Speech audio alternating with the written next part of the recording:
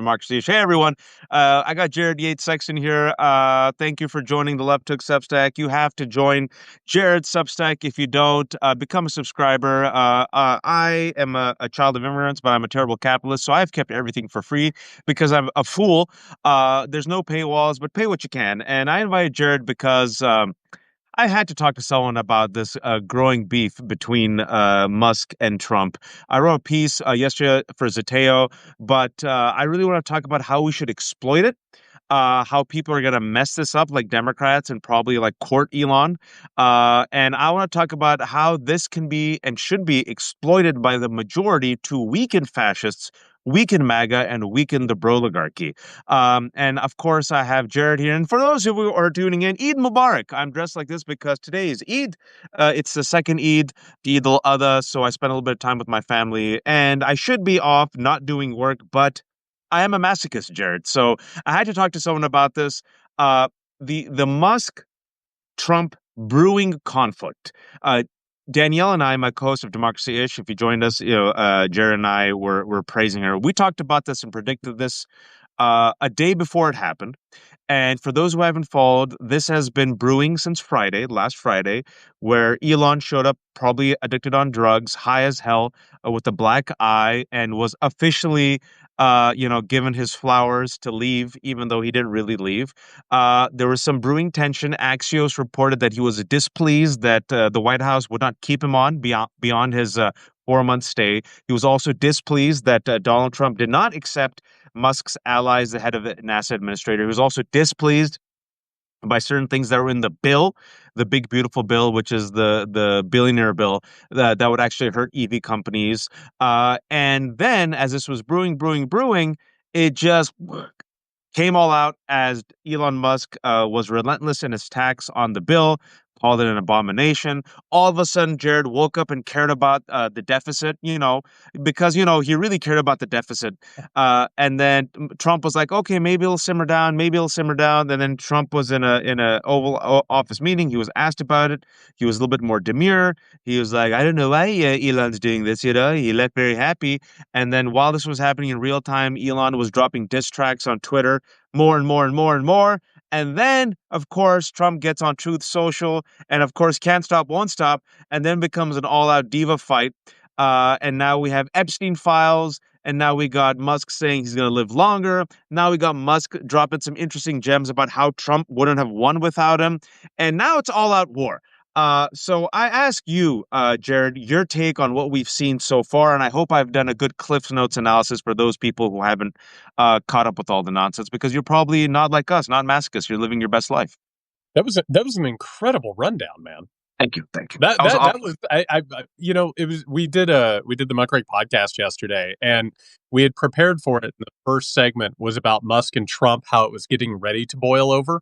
And so I had the notes, and then this stuff happened probably 10 minutes before we started recording. And the notes that I made, it was a beautiful mind type shit. Like, I mean, it was a wild trying to keep track of it. And, the first thing I'll say is that ketamine is a hell of a drug. Like, I mean, really, like the incredible part about all this, and, trying to put it into perspective, Wash, this is the reason why you don't have a government like this.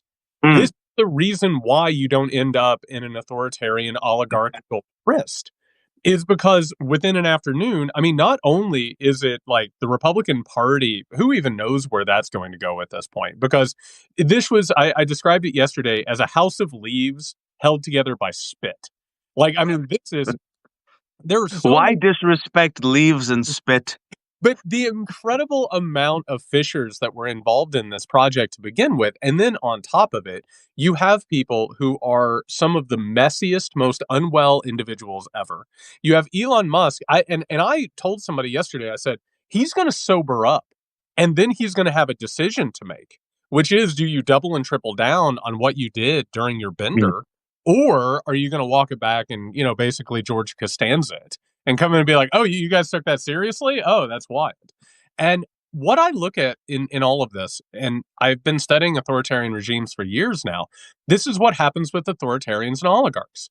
They're in, they're out. They're out, they're in. In some cases, they're out an open window on a third floor, right? Like they are always having these weird power plays. And I think the thing that has been missing in a lot of the analysis is that Elon Musk and Donald Trump are both transactional sociopaths, right? They don't actually care about anything except for their own aggrandizement and profit. So when it comes to Musk, he looked around and realized there's more money on the other side of things because he's not a MAGA guy. He's not a Trump guy. He, exactly like Mark Zuckerberg, they can be on any side of the divide that they need to be at the moment. Like all it takes, like professional wrestling, Waj, is it takes a new outfit. All of a sudden, you show up with a chain and a new hairdo, and you take some MMA lessons, and all of a sudden, you're a heel. But then, I mean, if somebody else has power, you're going to be going around talking about, wokeness and DEI or whatever it is these sort of markers are. So when it comes with Musk has the opportunity right now, because he is an oligarch and a tech fascist, has an opportunity to build his own thing from sort of the remnants of MAGA. Not to mention, you know what you didn't get in all of that? His little butcher boy is the vice president of the United States of America. Oh, yeah. They paid $250 million to get Vance as the VP, who has been raised up by both Musk and Peter Thiel, you name it. Meanwhile, over on the Democratic side, and we'll get to this at some point, there is a new oligarchical funded movement that is trying to move the Democratic Party to the right. So there are so many different situations here. And for someone like Musk, it's not about loyalty. The man doesn't even know what that means. And when he's in this particular bender that he's in, he made a decision, which is here's the thing that's going to cause the divide between the tech fascist and the online right wing sickos and MAGA. And it doesn't affect him. He'll even probably make a little bit of money from Tesla. He'll probably figure out how to, take care of himself based on, how he'll maneuver in the system. But where it goes from here, you and I and everyone watching and listening, we should not be in the middle of this thing. We should not have our country put in this place. We shouldn't have our economy put in this place. And everything that you look at here is completely unnecessary. This is why you don't have a government like this. Yeah, this is why you don't have a caucusocracy, a kleptocracy, an Right. oligarchy, a fascist regime. Look, Elon Musk is not your friend. Elon Musk is a ketamine-addicted South African racist who promotes Nazis and white supremacist conspiracy theories, and he's the man who did the double sig Heil. This is a man who took a chainsaw to the government of the United States of America and specifically destroyed U.S. aid. And what we know so far is that as a result of destroying U.S. aid, at least 300,000 children have died. So think about that. These men, with their cruelty, took the chainsaw to the government, took away veterans' jobs, cut from our public health infrastructure, right? Cut cancer research by at least 30% in the first 100 days of the Trump administration, right? Look at other freaks like RFK, right? These egomaniacal, mediocre white men born to wealth and privilege who have used and abused their power and drugs to dismantle our infrastructure and hurt the most vulnerable people for the sake of their own ego, for the sake of their own companies, for the sake of their own profit. Jared, you made a good point that Elon Musk doesn't give a shit about the deficit. He doesn't give a shit about human lives. He doesn't give a shit about anything. He's pissed off because these are two extremely megamaniacal, egotistical, vain, fickle individuals, right? They have weak knees and weak jaws. They're like the quintessential schoolyard bully, right? When their ego is prickled, they crumble. And so Musk was pissed off because he said, hey, I bought you for $300 million. And Steve Bannon, who, by the way, can make this shit up, folks. This is what happens when you have incompetent racists in government, now is openly saying, deport Elon Musk. That same Steve Bannon, about 4 months ago, said without Elon Musk's $300 million donation to Donald Trump wouldn't have been president. Bannon said it. So now you got, fascist versus fascist. And it was a good point that you mentioned about authoritarians, is that, and we've talked about this before for a while, ultimately fascists turn on everyone, including themselves. Every They time. eat their own. They're cannibals. And there's some folks who I respect, like Ruth Ben-Ghiat and others, that said, folks, this is a distraction. And while it's distraction from all the other horrors that are happening, and there are multiple horrors you and I could talk about, I think it's a yes and. Yes, we should concentrate on all the horrors, the dismantling of the government, right? The kidnapping of immigrants, the assault on due process. We could go down the list. And, Jared, I don't know if you agree with me on this, but I think you do. It is a moment for us to exploit this fissure, right? Because I think it is our job not to join them, and we'll talk about what some Democrats and others are proposing, but to throw fuel on the fire, take a crowbar, and actually increase the fissures. Because that, as we can clearly see over the past 2 days, has weakened the MAGA movement, right? Because we have an unstoppable force, meaning an immovable object in hell. Musk and Trump, right? Musk is the richest man on earth. Trump is the most powerful man on earth. But if you sit there and say, okay, Trump is the cult leader, he's the daddy, he's the king, you can discount Musk. I don't think so. Musk has his own cult, and Musk has X, and Musk still has his money. And if we kind of just use kind of psyops here, if I will, right? That's what I've been doing on Twitter. Forgive me if you see my tweets, folks. I'm like, Elon, are you going to sit there and let him talk to you like that? MAGA, how dare you let like Musk teabag you? I've been just spending the last day doing this. It's my Eid present. Eid came a little bit early. I think this fissure we're witnessing with JD Vance, Kash Patel, and others, I think this will, in addition to their recklessness, their arrogance, their greed, their hubris, their incompetence, this it's a type of divide and conquer moment. That's my take on exploitation. Your take on that? I couldn't agree more. And I think this whole thing, first thing first, when it comes to authoritarian, one of the most deeply cherished myths, and by the way, America holds on to this because it's good for America's story, is the idea that authoritarians are actually good at what they do. It's the idea they make the trains run on time, that they're very, very efficient. And this is one of the reasons why America was absolutely in love with Benito Mussolini and Adolf Hitler before they weren't. And the whole point is they're messy assholes. They cannot put together an actual coalition. If you study authoritarianism, you realize it's betrayal all the way down because these aren't healthy people. Hi, In Danielle. We praised you before you joined us. Danielle, hello, man. It'd be great to be on with both of you at some point here in the near future. But it is a thing where, yes, these are quote unquote distractions because otherwise everything would be running smoothly. They can't handle that. They can't do that. And the whole MAGA movement is based on, and this is something we never talk about in political analysis, particularly corporate analysis. There are so many contradictory class focuses within MAGA. There's Yeah. a reason why Steve Bannon was going after Elon Musk for a very long time and why they were going back and forth and why things like visas have revealed things. And it's funny, your timing is impeccable. I was actually just like sketching together an audio I'm putting together for this weekend. The whole point that we need to make here is this. It's not you don't welcome Elon Musk into the Democratic Party. That is absolutely destructive and awful. And that 300,000 dead that you just brought up, that's the conservative estimate. We Yeah. actually don't have a clue how many people are going to die and suffer because of Elon Musk. But then when you take it to what's actually occurring here, yes, is it cathartic to watch these assholes go after each other? Absolutely. I'm not going to sit here and tell anybody different. But the question that we need to start asking people is this. Aren't you tired of this? Aren't you tired of living this way? And I'm not just having a political conversation, Waj, because much like when I talk to Danielle, it's a scaling of family and relationship dynamics, which is America is in the middle of a major mental health crisis, which is what fascism is. It's not just a political and an economic project, it's a giant mental health problem.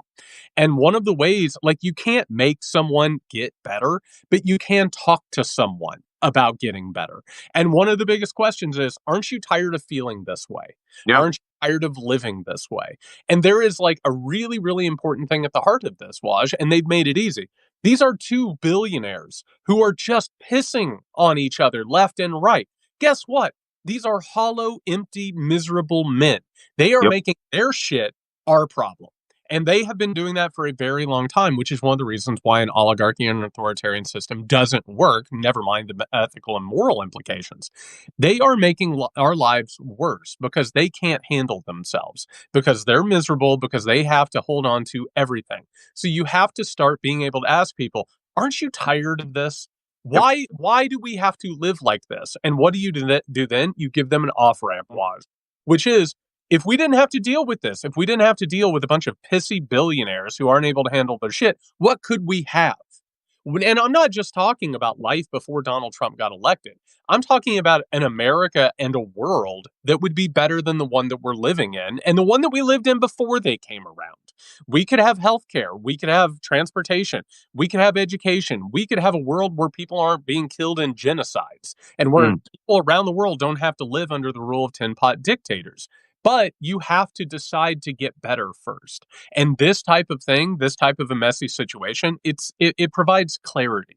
It allows us to look at what's going on and say, you know what, I don't want to live like this anymore. And I shouldn't have to live like this anymore. And that is one of like the tools, I think, of starting to have a conversation. And from there you can start to imagine an alternative, which is what we haven't been doing and what we have to do. But I think that's the dangerous conversation that many in the establishment don't want us to have, whether it's Republicans or Democrats, whether it's the 1%, because what you're talking about is reformation, and what they want is restoration. And Danielle and I have talked about this, right? We praise Joe Biden and Democrats when they do good stuff, but we critique them as well. And one of the critiques of Biden, one of the many critiques of Biden, is he kept talking about, well, this isn't America, and Danielle and I are like, this has always been America. Talk to black people, talk to immigrants, talk to the LGBTQ community, right? There's always been greed, always been capitalism, always been white supremacy, always been exploitation.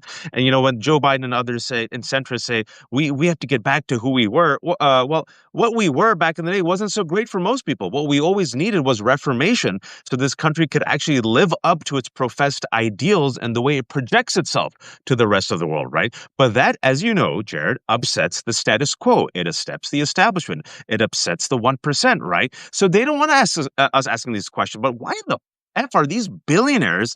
Why do they have all their hands in all of our honey jars? In fact, they don't even give us the cookies, right? It was Marie Antoinette who allegedly said, let them have cake. These mother effers don't even let us have cake. They take our cake and the crumbs, Jared, right? And so I think the exploitation is, and I think you're getting to this, it's revealing to America and the world that the men that you held up as titans and kings are fools. The emperor wears no clothes. The emperor has ketamine and and friggin' weed all over his Tesla, which is about to explode because the cars are shitty. Stop worshiping at the altar of wealth. Just because a man is wealthy does not mean he's wise. Just because a man is wealthy does not mean he's smart.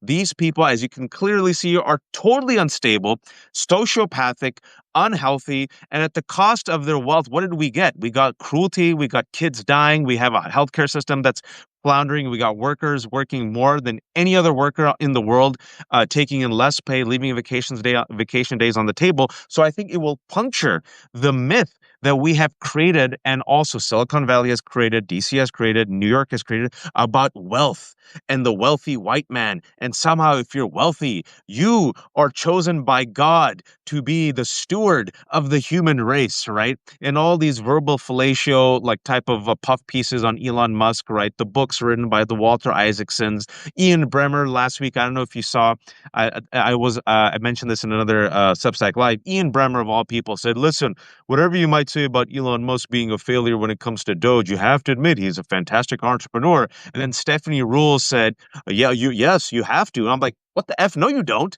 Why do you have to? What has this guy actually innovated, right? This guy is this, part of the PayPal mafia who took over Tesla and, horrific human rights abuses within the Tesla factory workshop. So I think the puncturing of the narrative of wealth equals wisdom, wealth equals genius, which is a bullshit narrative that Donald Trump has literally peddled since the 1980s, the art of the deal. I think that's going to be huge. I think people seeing Elon Musk being a petty little bitch who's a friggin' drug addicted narcissist and a total white supremacist, I think that's great. I think both these men going at each other like petty school. I don't even want to say I got school kids.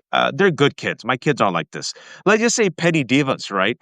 Insecure divas, I think will reveal the weaknesses. But then also, I think what it will reveal, Jared, is the complicity of the corporate class. And I give you now what Danielle was talking about. Ro Khanna, a Democrat from Silicon Valley, hometown, my hometown, the Bay Area, who's known Elon and all these guys for a long time, has openly say, well, we should welcome Elon and we should talk to him and we should have type of a villain to ally arc for Musk. For Democrats who are saying that we should be in dialogue with a guy who did a double Zig Heil and promotes white supremacist conspiracy theories, your take. I think that anybody right now, whether it's a Democratic politician, strategist, or member of the media who says that Elon Musk should get a redemption arc, should never be allowed near the lever of powers again. Because they have revealed themselves as enablers of a fascistic oligarchical class. And what you just brought up is the essence of what's happening, which is, Waj, you and I have been at this long enough. Everything that has happened over the past few years is a result of mistakes that have been made for years before that. And the people who are calling for that are the ones who made that mistake. And the problem is that the rank and file leadership of the Democratic Party are the same ones that voted for the Iraq War, who voted for the war on terror, who created the exact same oppressive If elements I that are may say, Jared, I was against it as a 21-year-old and I was in the streets. you and me both, and we just revealed our ages.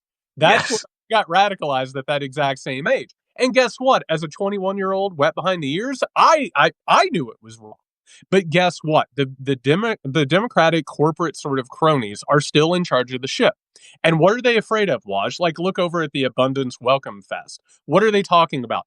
The groups, which, it sounds a little bit better calling it the groups as opposed to saying these people, right? Because the entire point is that there is an allegiance. And what have we heard since November of 2024? It wasn't the strategy. It wasn't going toward the right. It wasn't welcoming in the neoconservatives or not offering an agenda that people wanted in opposition. It was the left. It was the wokeness. It was the trans people. It was the people of color. And so what is happening right now is that basically at the Welcome Fest, I don't know if you saw this, but it was like a Can you huge. break it down for people who don't know? I saw some of the speakers and what they were saying. It was just exquisite idiocy. Uh, It's incredible. So the Welcome Fest is on behalf of the entire constellation of the Abundance folks. And Wash, listen, I'm a humble country political analyst. Isn't it weird that this Abundance thing popped up out of nowhere and they had an entire constellation of think tanks and institutes? And by the way, isn't it weird that a bunch of Koch think tanks and institutes were lending out their people to it? It's really odd. Then all of a sudden they had their big conference to talk to everybody. And guess who paid for it? It's everybody that's at Walmart. It's every financial equity firm CEO that you could ever imagine. And then it's weird that Elon Musk suddenly is getting courted by Matty Iglesias and uh, all of these moderate people who have always told wealthy people what they wanted to hear in order to keep their bag. So what are we dealing with now? We're dealing with a far right fascistic movement that has gotten in bed with the tech oligarchs. The oligarchs are out for themselves. I want to point out something before we move forward, Wash. Every single individual that you brought up in the Trump administration, including Trump and Musk and all of their cronies, they used to be Democrats. They all used to be Democrats. They switched sides more than the big show in the WWE. Like they just decide at any given moment if they're going to be on this side or that side. They will do it. They don't care. They will Judas everyone and stab them in the back. So all of a sudden now you're seeing among the quote unquote resistance that they're tamping down calls for changes. They're tamping down calls for reform and for making lives better for people of color and gay and trans people and poor people and people around the world. And those same people are now trying to court Elon Musk to come back on the other side. What we're talking about here is not a duopoly. We're talking about a system that is controlled by the wealth and oligarchical classes. That doesn't mean the Democratic Party can't come back from the abyss, but the people who caused the problems in the first place and got us to where we are, they're not the ones who are going to do it. They are going to hold on to those billionaire donors and their control of their party. Like that, you'll have to wrest it from their dead cold hands. Yep, That's that's exactly the same code that I've been using because we're old enough. It's Charlton Heston when he was the president of the NRA. You and I remember because we got the gray hair. He said he was holding up a giant rifle and he said, "You have to pry this from my cold dead hands." And that's exactly the that whenever I think of Schumer and I think the Democratic establishment, I think of Jerry Connolly, rest in peace, and I think of Debbie Dingell and Nancy Pelosi.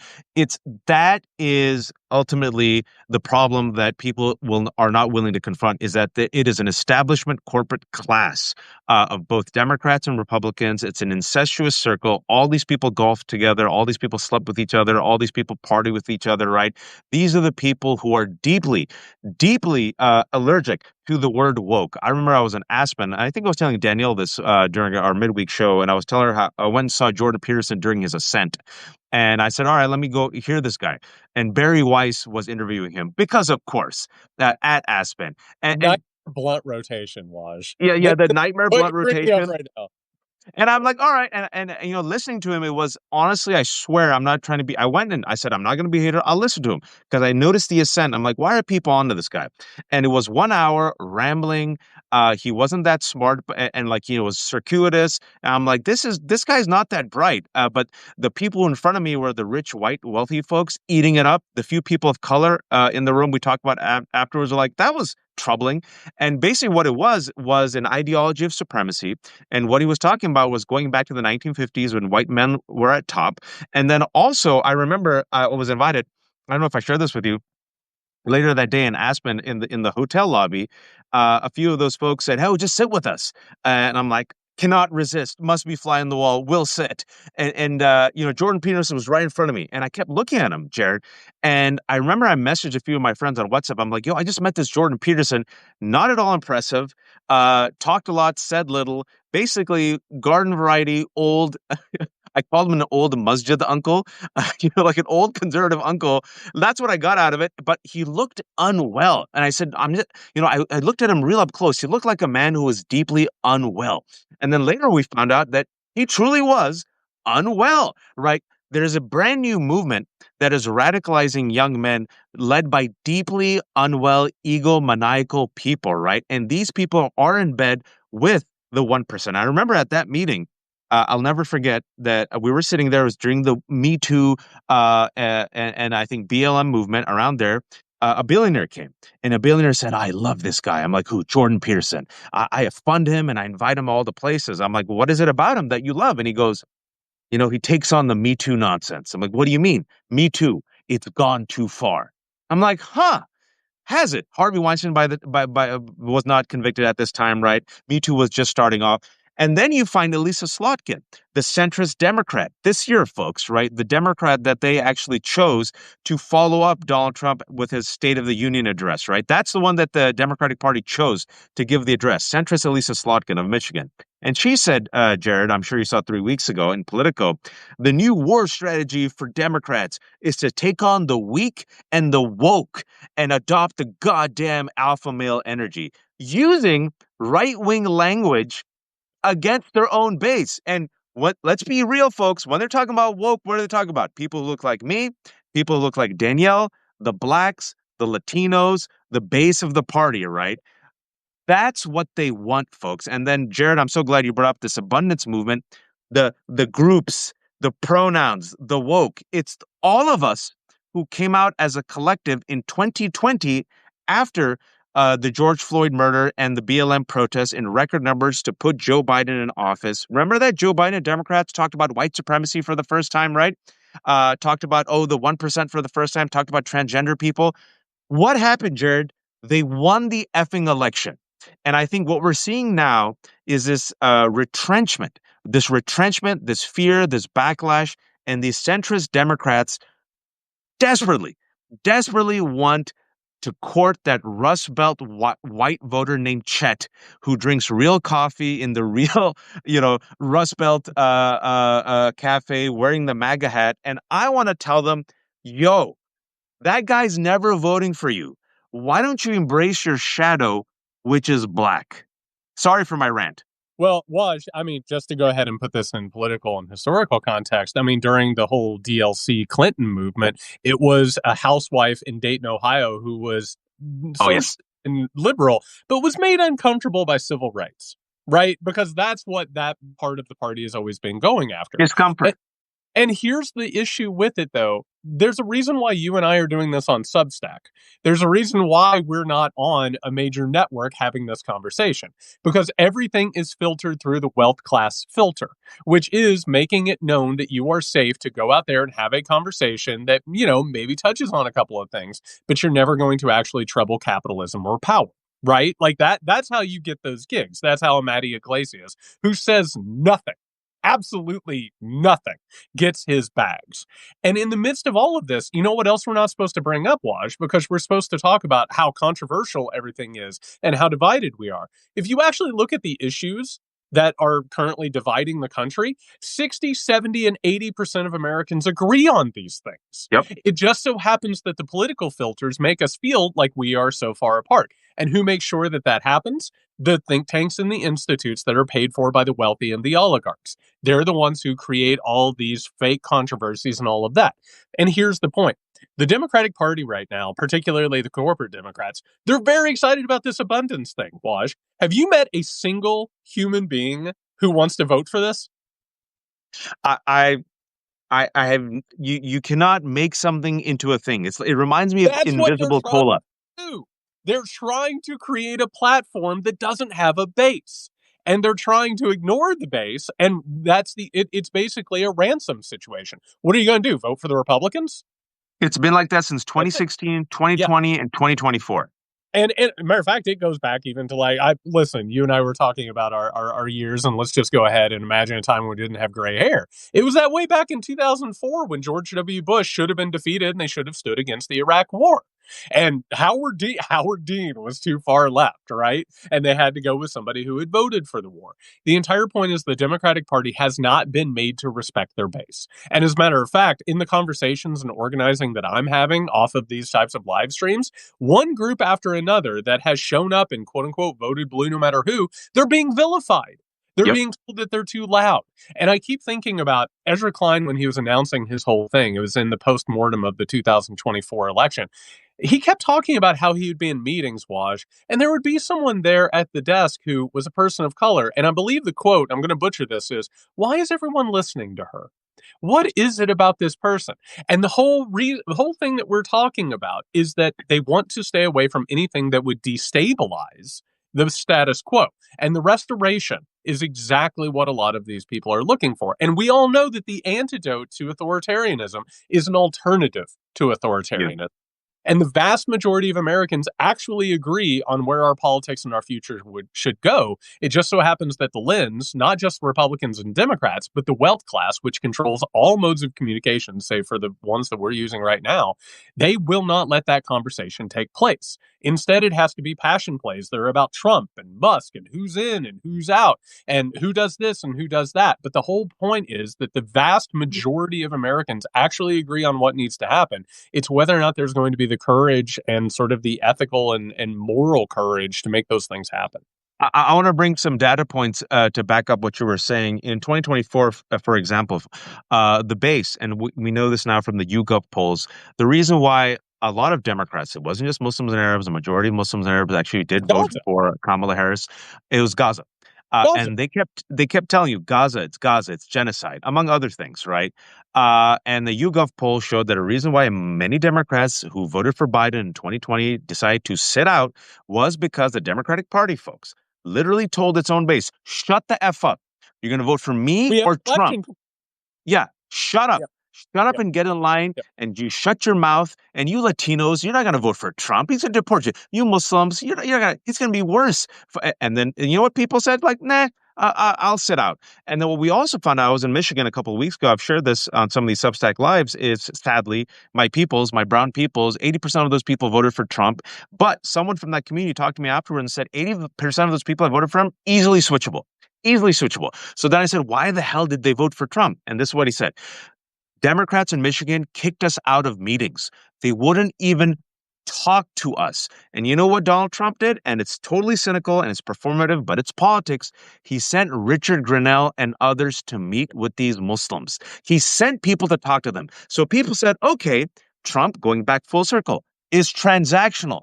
Maybe if this is how government works, we'll vote for him and he'll be transactional and he'll help us end a genocide and or X, Y, and Z, right? It's just simple politics. What Donald Trump and Republicans didn't do, they didn't take anyone for granted. They met Theo Vaughn's base, they met Joe Rogan's base. He even sent people to Queens, right? And people are like, he's not going to win over people. He won over a majority of Latinos, right? And of course, the bullshit, the hate, the $200 million spent on anti-trans folks. Don't worry. I'm not going to give them all their flowers. But the main thing is they met people. Democrats said, shut your mouth.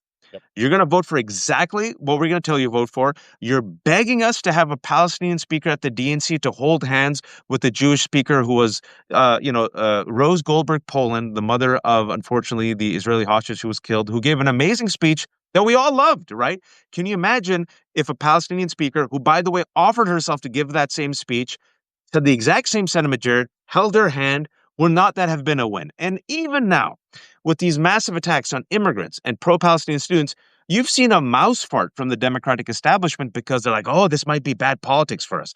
Chris Van Hollen, folks, someone mentioned this in quotes, speaking about leadership, speaking about something different, went by himself, senator from Maryland, went by himself to El Salvador.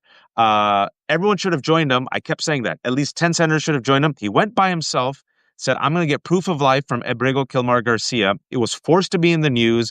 And now, Jared, breaking news as of today, Abrego Kilmar Garcia magically is coming back, but this friggin' horrific white supremacist Trump regime is going to charge him with crimes. Either way, it's probably going to be bullshit. He's coming back.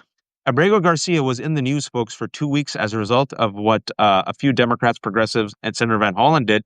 And Donald Trump is negative 20 points on Abrego Kilmer Garcia. What it shows you is that whenever someone steps up and fights and represents the will of the people, they get rewarded. And I'm sure you've seen the latest data point that the face of the Democratic Party right now, it's 25% AOC, 25% nobody, and the rest, it's like Jasmine Crockett, Kamala Harris, a few other people, Senator Van Hollen.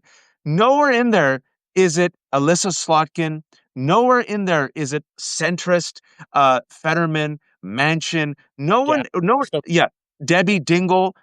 So what we have, Jared, right now is a Democratic establishment which refuses to accept that its base has moved away from it, refuses to meet its base where it is, and going back full circle to the great Charlton Heston quote you brought up, you have to pry it from their dead hands. If you don't believe me, folks, Jerry Connolly, 74 years old, passed away, rest in peace, 4 months ago when he was 73, and he passed away from cancer, 73. And at 73, 4 months ago, he announced he had cancer. He threw his hat in the ring to be the head of the Oversight Committee. You know who also threw their hat in the ring to be head of the Oversight Committee? This young lady known as AOC. Do you know who the Democratic Party rallied behind? You know who Nancy Pelosi from her hospital bed whipped up votes for? Jerry Connolly, who is now dead, Jared. I yield the floor to you after my rant. Sorry for these rants, but you got me no, but wound up. I mean, you're only telling it like it is. I want to say something that is wildly uncomfortable to some people, but it probably needs to be heard, which is what's happening in the United States of America right now, what we're seeing with people being disappeared, being, rendered into hellish nightmare prisons, God knows what we know and what we don't know, people being starved, people being oppressed. That's what's going on around the world. And it's been going on around the world for decades now. That is the basis of American Yep. empire, and that is the basis of American supremacy. And so, yes, are we uncomfortable right now? And are we in danger? Absolutely, we are. That's the life that we have forced other people to live in order to get our cheap goods and our luxuries and our resources. So here's the whole point. You look at something like Gaza, that for months, Waj, I lost my mind. People would just be like, Jared, shut up. Don't talk about Gaza. We have an election to win. And I'm like, no, we have people over here who are being killed unnecessarily. And they're being killed unnecessarily, not just on our behalf, but with our help. And I don't care Absolutely. who the damn president is. I really don't give a shit who the president is if there's a genocide being carried out on our behalf. And the whole point is this. If we're going to have a better future, if we are going to have a better world, it starts with recognizing that it's not just about yourself. It's not just about what's around the corner from you. It's what's happening in countries that you will never visit with people who you will never know. They have as much right to dignity and decent lives. And what have we done, Waj? Donald Trump is the type of dictator that we have installed in so-called second and third world countries for decades, Yep. since the end of the Second World War. That has come back around, which is what fascism is. It's when oppression that takes place outside of the country comes back to the country because capitalism requires it. We all have to suffer so that the rich can continue to get richer. So what do we have to do, Waj? We have to start acting fearlessly. We have to say, no, no, no, no. There's no more like shaking hands with people who are carrying out genocide. There's no more shaking hands with dictators. There's no more engaging in a system of exploitation around the world. And by the way, we brought up the war on terror. Do people know how many people died in the war on terror? Over 1 million people by conservative estimates. Those That are was conservative estimates. that was done in my name. That was done in the name of almost everybody listening and watching. We have to move away from that. And what has the Democratic Party done? And this is really, really hard to talk about. You talked about Donald Trump being transactional. The rank and file of the Democratic Party is transactional. They are more than willing to work with someone like Elon Musk. And by the way, how did Elon Musk get his money, Waj? Did he just find it on the street somewhere? No, he paid Subsidies. during the early 21st century where the Democratic Party wanted him to create a new economy. They Yeah. gave all the money to Musk, they gave all the money to Zuckerberg, all the money to Thiel, you name it. That's how they became oligarchs, is that the Democratic Party thought they were on their side. And now they want to welcome them back. No, we need moral and ethical courage, which is what is missing in our politics now. Fascism doesn't happen in a healthy country. It No. doesn't happen because one party goes off the cliff. It happens because the environment is rancid and fetid. And so if we're going to get out of this thing, like, we have to start having conversations about the way that this happened. It's not enough to rewind time and watch Donald Trump move back up the escalator. You can't go back to 2015. 2015 caused 2016, and so on and so forth. And so it's a reality check. It's uncomfortable. It's a lot of discomfort to sit with. But what has to happen, and whether it's the Democratic Party or it's somebody else, and quite frankly, there's a reason why the Whigs aren't a party anymore, is because they didn't want to stand up against slavery. That's why they went away. So if they don't do something, somebody else is going to have to do something. And Absolutely. here's the good news, Waj. The vast majority of Americans want something different. And there's money there, there's political will there, and they want somebody who will fight. And if the Democrats aren't going to do it, we'll find somebody who will, or we'll create them. But we can't sit around waiting on them to transaction their way out of this, because otherwise we're just going to watch fascism grow. That's it. And also, it's really interesting. Another data point, which is fascinating, is in the 2024 election, some people who voted for Donald Trump as president in New York, they voted for AOC. And AOC and others were like, "What? How can you vote for me and Donald Trump?" Like, and she was sincerely curious, and she took to Instagram and said, "Let me know, like, why? Since we're so diametrically opposite." And it's because people want someone different. People want someone to challenge the establishment because the institutions are no longer working for them. The thing is Donald Trump has always sold a bullshit narrative. Yep. Art of the Deal was bullshit, but he's good at his storytelling. I give him credit for credit's due. Even though it's bullshit, even though it's hypocrisy, he knows how media works. He knows how to sell a story, even though it's a lie. And what he said is, I'm going to come in and be a bulldozer. Remember that, Jared, in 2016? I'm going to be a bulldozer. I'm going to drain the swamp. And people are like, yeah, good. These people aren't like helping me. These billionaires aren't helping me. These tax policies aren't helping me. These institutions aren't helping me. So yeah, if it's a Donald Trump who's a friggin' former, apprentice reality TV show host, maybe we need an outsider to come in and break this shit up, because so far the institutions that are supposed to help me have become my oppressors. What does AOC say? AOC actually doesn't have the bullshit narrative. She has a populist narrative rooted in a working class background, right? Her narrative is actually sincere and authentic. And she says, listen, I went to school, then I had to work. I was a bartender, I had to help my family. I'm working class. I'm a person of color. And the system, I agree with you. I listen to your pain, your grievances. The system does not work. The system needs reformation. We need universal health care. We need to take on climate change. We need a living wage. And people are like, yeah, I like that. And I like that fighting spirit, right? My Yes. parents, who are immigrants, came here after the 1965 Immigration Nationality Act, like many South Asians, right? Their first arc, once they became political in the 90s, was Republicans, mainly because family values, conservative, right? Good business. But then around the 2000 election, my mom and dad are like, this party's corrupt. Then they switched Democrat. Now my mom and dad, right, in their 70s, they're seniors, biggest fans of AOC. And I asked my mom, like, why do you love AOC so much? I'll translate from Urdu. And she says, Usme jaan hai. Ye sab mare hue buddhe hain, usme jaan hai. Translation: she fights. She has passion. She stands up for people. Meanwhile, I'm going to translate what she says, talking about the Democrats. These are old, decaying fossils. Right? These people don't fight for it. So this is my mother, folks, 70 plus years old, Pakistani American woman, saying, yeah, if it's AOC, I'll take a democratic socialist because, damn it, she fights, and she fights for the people. And these people are fighting for nothing. They're timid. They're friggin' complicit. They sit there and, with their friggin' ping pong paddles. And then 10 of them vote to censure their own colleague, Representative Green. And they actually vote for the Laken Riley Act to punish immigrants. With friggin' Democrats like Elisa Slotkin and these guys, who needs a Republican, right? So I feel, Jared, we're in this. This is a culling moment. With our gray hair, you and I remember in 2010 and 2012. I've used this analogy a lot the last couple of weeks. Eric Cantor. Can you tell people who Eric Cantor was and who Eric Cantor was going to be and what happened to him? Eric Cantor was the fastest rising star in American politics, Waj. He's got a rocket on his back. And then what happened? It didn't work out. Can you tell them why? What did the base say? Because the Republican establishment said Eric Cantor is going to be the next leader. But what did the base say, the Republican base? And actually, Waj, I'm so glad you brought this up. And I could talk to you about this for 3 hours if we had. Well, you got to go. We do have to go. The whole point of this, and I'm sorry that I have to tell people, you have something to learn from the Tea Party.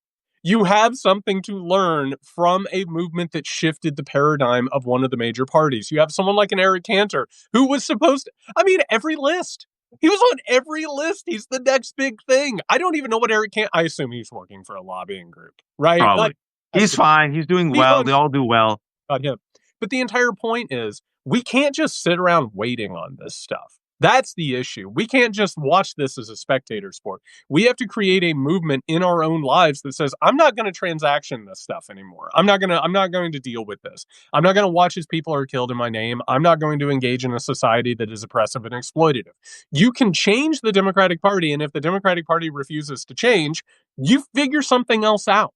That's what we have to do. But otherwise, we're going to move towards the right. That's where the money is. That's what's actually occurring. Is the wealth class is not going to allow an actual opposition to be built unless we build it. That's it. Period. And I kept Jared was supposed to like, how long are we going to speak? 30 minutes, and I just forgot that we've been talking for 50. So I apologize. Usually I try to be respectful of your time, but No, I could do this all day. I just want to share with you this really quick thing before we end. Politics alert, Washington Post. Pentagon inquiry into Defense Secretary Pete Hegseth's signal usage explores whether he or an aide shared military attack plans. This is what happens when you have DUI hires replacing DEI hires. This is what happens in white supremacy, where the world's most mediocre men fail up top. This is what happens in a caucusocracy, an oligarchy, and a kleptocracy. And as we mentioned, going back full circle, how to exploit this brewing civil war between Musk and Trump. Our job is to pour fuel on this fire, expose their weakness, expose their cruelty, expose their idiocy, let people see the emperors without clothes, have more and more eyeballs on this big, beautiful bill, which is the greatest wealth transfer. More and more people don't know that they're going to lose Medicaid and Social Security and healthcare, and that we're going to have no regulation for AI, and they're going to build private prisons, right? What's common to us isn't common to everyone. Expose these people for their drug addictions and their perversions and their incompetence. Let them fight amongst each other. To quote Ken Watanabe's character from Godzilla, let them fight. But it is also our job, and I think to truly exploit it in the meta way that Jared and I are talking about, is exploit this to also ask for something better. We do not have to live like this. We do not need these men to be our leaders. We do not need this vision of abundance to guide us. We do not need these corrupt establishment leaders who keep cozying up to these billionaires. It is our job to exploit this moment to actually call for and demand reformation. And I think this is the time, especially 2026 and 2028, folks. And if those people aren't fighting for it, you know what? There's no birthright to office. It's not given to you by God. Morgan Stanley. Good luck. Yeah. Go somewhere else, guys. You're a tool, and then we'll replace you with a useful tool. Jared, final thoughts to you, and also before you exit, shamelessly promote yourself. I'm over at Dispatches from a Collapsing State. That's where you can find that stuff. But no, I think that's the total answer. Like, we cannot afford to become conservative because that's what's happened. It's turned into a thing. And that's what happens with fascism. It's frightening. It makes you feel small. It makes you feel powerless. You start making deals with it. You sacrifice people. We can't sacrifice people anymore. And we can't make deals with people like Elon Musk. They have to go. They cannot be anywhere near power. And anyone who enables them, anyone who welcomes them, they need to go. Period. And like you just said, if you're not willing to do it, that's fine. Maybe you didn't buy into this, but go find another line of work and stop troubling us and stop putting us in this position. We have to have something else, and it's time that we find the people who are actually going to do the work. I love it. Jared, I asked Jared on text to jump on. He was a trooper. He jumped on at the last second without any notice, and I was supposed to keep him for 30. I kept him for 50. Thank you all for joining us. That was great. Support Jared. Become a subscriber. If you aren't a paid subscriber yet, listen to his podcast. He has a weekly check-in with my fabulous co-host, Danielle Moody, on Wednesdays. This has been The Left Hook. Like a fool, I have no paywalls because I'm a terrible capitalist. You pay what you can. I depend on the kindness of strangers. At the very least, if you found this to be useful and helpful, the 800 people who've jumped on, I'm going to have it up in about an hour so you can watch this. There's be a transcript and closed captioning. Please share it. And maybe, hopefully, we can build out our community. Be kind to each other. Take care. And please, oh, please, don't be a fascist. See you, Jared. Bye, Thank you, man.